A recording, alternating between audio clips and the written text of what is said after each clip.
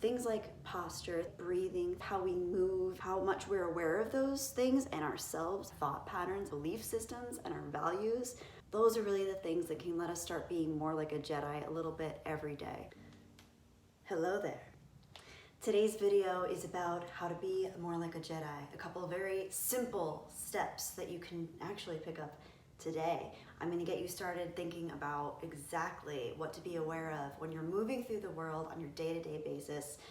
That's going to help you not only feel more like a Jedi or a ninja or just someone that has a little bit of stealth to their physicality, but just makes you feel better and more connected to yourself in general.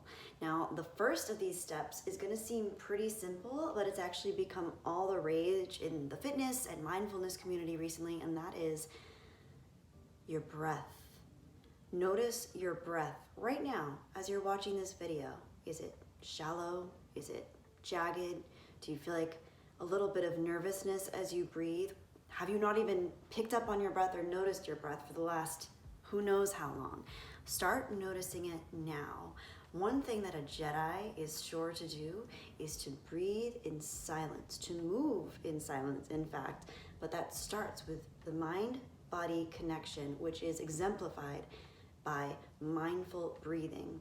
Now, breathing practices have been around for millennia, and a lot of communities like the Buddhist monks and other people that are involved in spiritual awakening, so to speak, are very aware of their breath and how it connects them to the present moment. For me, it's a little hard when I talk because I tend to get a little bit nervous and excited, so my breath is a little shallow right now, but I'm going to take a moment and really feel how my breath is moving through my body.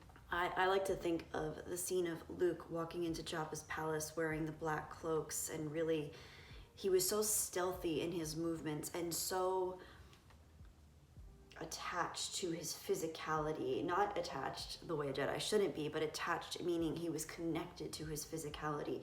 He was in his mind. It's the first time we really get to see Luke's character where he's really self-possessed. He's really in his body. And of course we see it throughout the other films too in the training sequences, but in The Last Jedi, hello darkness, my old friend. It's such a treat because we weren't expecting yet to see Luke really embodying his physicality, and you get to see this side of him. And I remember as a kid, the first time I saw Luke in that way, I was so excited because it's such a transformative thing. We go from seeing him on Tatooine where he's whining about getting his power converters. I was going into Tashi Station to pick up some power converters. To seeing him really go through the trials and tribulations of what he has to go through.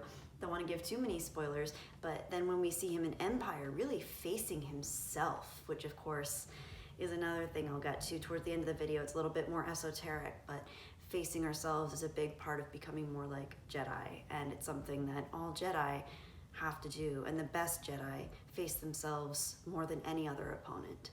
So the next tip, we can talk more about breathing if you want, but I want to get to the next tip.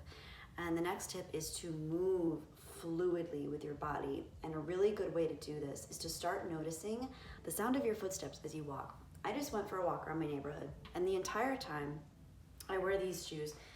These are called the Nike Free Runs. They're meant to be a little bit more of a minimalist shoe where you're able to have full flexion of your feet. They're not a stiff shoe and they're not super cushioned. So you really get to still have protection from the ground, but you get to move your foot in the way that it's meant to move, in a full fluid motion.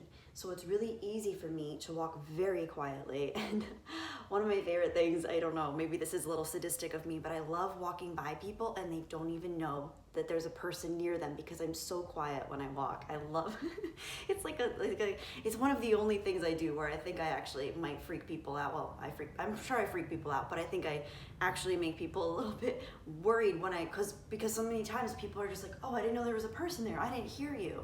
Because I'm also, of course, breathing quietly as well, very mindful of my breath, but mindful of my movement pattern as well, and trying to be really fluid. Or just, the thing is, as you get more aware of these things, you don't really have to try as hard. You're just doing, of course, as Yoda would instruct us, do or do not, there is no try. But of course, when we're learning these things and we're building awareness, there is a level of effort involved. And having to get into our headspace to really work through some of the mental blocks or the old stories we have. And then once we can work through those things, it becomes effortless, which is just my favorite part. One of my favorite parts of the human journey in general is how effortless things can become once we work through a lot of those blocks. So I'll give a little example, but I'm on carpet obviously, so it's a little bit easier. You want to be aware of your surroundings as you walk. So kind of your head on a swivel, shoulders back, chest up and out really, and then an upright position, almost as though there's a string going through your body. And you want your limbs to move fluidly. You don't want to be too stiff. You don't want to swing your arms too much. You don't want to walk too short. You don't want to walk too long and overextend things, because this is when we get into something that's called a disorganized movement pattern, which is actually, I was just watching a Jocko Willink discussion on this, where he was saying, don't make yourself a victim in the way that you move. And it's something that maybe not a lot of people are cognizant of unless they've grown up in the military or with martial arts.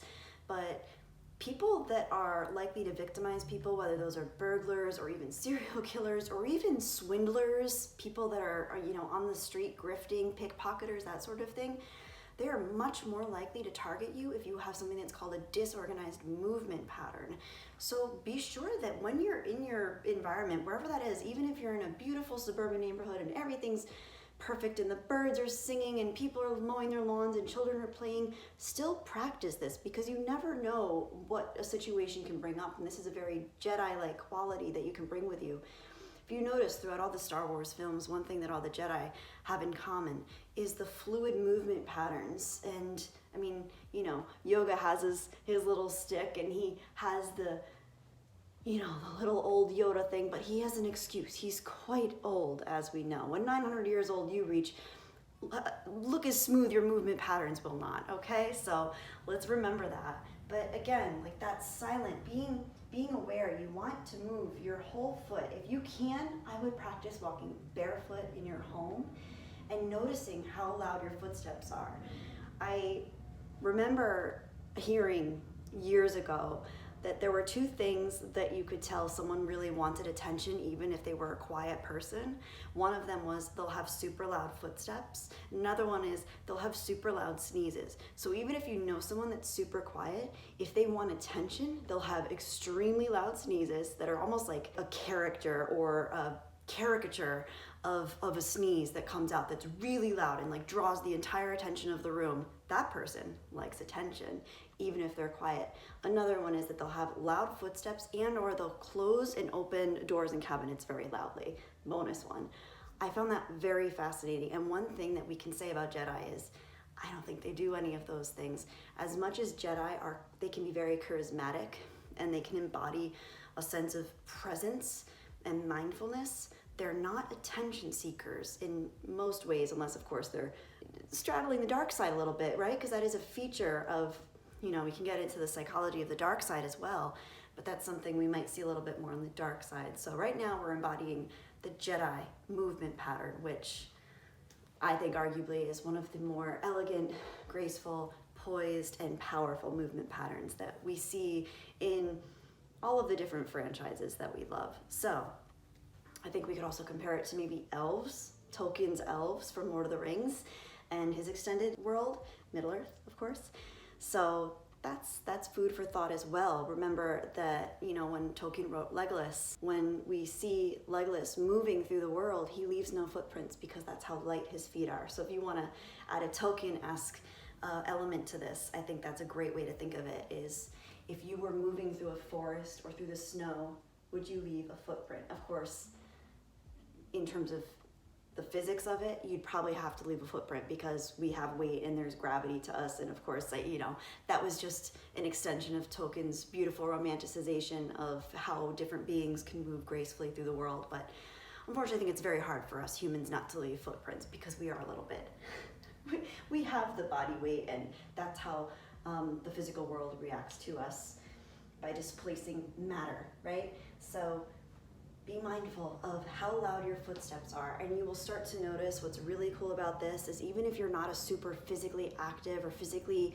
fit person, if you start noticing things like your breath and how loud your your foot pattern, your footsteps are, and how fluidly your joints and your body moves, that is enough to start building health in your body without even having to do anything else. At the end of the day, I define health as being connected to your body and your mind, and having those things connected, being able to regulate your nervous system, being able to be in a state of calm when you need to be calm, being able to have power and the ability to defend if necessary in a physical environment, and of course having presence of mind, being mindful, being connected to your whatever your environment is and whoever the people are that you want to connect with.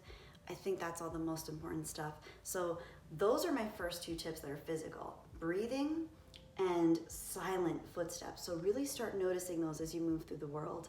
The bonus is, of course, the movement pattern, but that can be built on later. But just start being aware of it. Do your movements feel jagged? Pay attention to your posture. Do you feel crouched over? Do you feel like you swing a lot? Do you feel loose when you walk around? It's not that you have to be tight and rigid, because that's not healthy either necessarily. That's not how we want to move either. But these are all things that when you see a Jedi, or really any character, even in the Marvel or the DC universe, when you see one of our superheroes move through the world, they have an organized movement pattern. They are light on their feet, which means they're quick on their feet. Those people who are light on their feet tend to be very stealthy and quick on their feet, and they can move through the world in ways that might be unpredictable, which is a benefit to them for whatever opponent they might be facing. So my bonus tip, of course, is not necessarily physical, although it can be, and that is self-awareness, being aware of oneself and realizing that we are usually the final boss of our life. So I love to bring up the Dagobah cave allegory, not Plato's cave allegory, although I love that one too, but Lucas's cave allegory of Luke facing Vader, who was really himself in the cave on Dagobah. Now, of course, Yoda knew that Luke had to do this, but he also knew, or worried that Luke might not be ready for this, because this is something that, in accordance with Jungian philosophy, is considered facing your shadow self.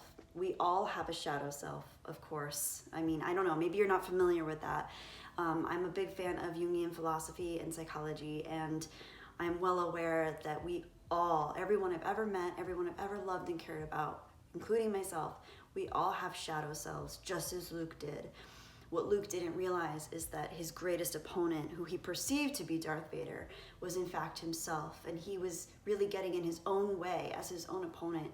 And it was only through facing himself in that regard that he was able to come out on the other side as the Luke Skywalker we see in Return of the Jedi, which is just awesome. I have chills. I have chills right now because this is the kind of stuff that I love about Star Wars. I love the esoterics, the philosophy, the psychology.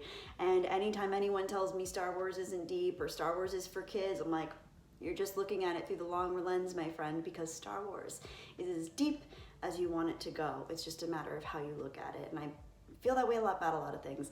So anyway, I hope you enjoyed this talk. I hope these tips are able to kind of resound with you, and maybe you're able to just start thinking of things differently. It's not necessarily something you have to it's not a big upheaval of your life. You don't have to change anything overnight. It's just these little tweaks here and there where we can notice how we bring ourselves through the world, how connected we are or how disconnected we might be. So things like posture, things like breathing, things like how we move, and things like how much we're aware of those things and ourselves and our thought patterns and our belief systems and our values. Those are really the things that can let us start being more like a Jedi a little bit every day. So let me know what you think. Let me know if you have any tips that have helped you in your life, in your hero's journey, so to speak. That's one of my favorite. I'll always have Joseph Campbell to thank for the hero's journey, because he's given us, through extension, he's inspired so many of the best writers and directors to come up with beautiful stories of the hero's journey. And let me know what your hero's journey's been like. Let me know what your greatest opponent has been to face. That might just be you. It probably is. It can be a hard pill to swallow, but oftentimes, as I said, the final boss is us, our stories, our mental blocks. So how are you moving through those things? Let me know if you start applying the being aware of the breath and being able to kind of slow it down, have a deeper breathing, and also quieting it down. I really recommend breathing through your nose as much as possible. Of course, if you're running or exercising or doing anything that's really physically demanding, of course, breathing through your mouth is going to allow you to get all the air and the oxygen that you need and get all of that to your muscles and your lungs more efficiently. But in long term, when we're not moving and doing a lot, if we can breathe through our nose, that really is the best way, because it helps filter our air and also helps keep things quiet. It's also really good for our overall, like, believe it or not, our overall posture and keeping our head and facial muscles and our skull really in the proper alignment.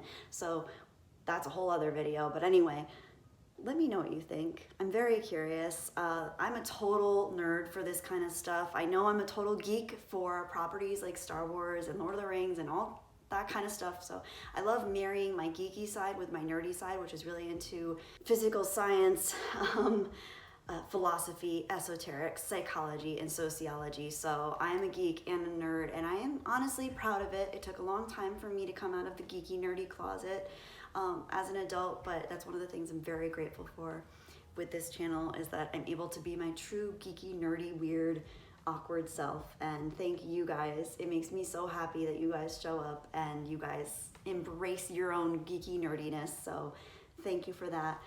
And anyway, I hope you guys are all doing well. Take care of yourselves. Remember, use the force. You have it within you, but you have to trust yourself and you have to know yourself. Move from a place where you believe that you are the one in control, not the outer world. A Jedi would never blame the outer world. They would build their inner world. Let's go with that. May the force be with you. Bye.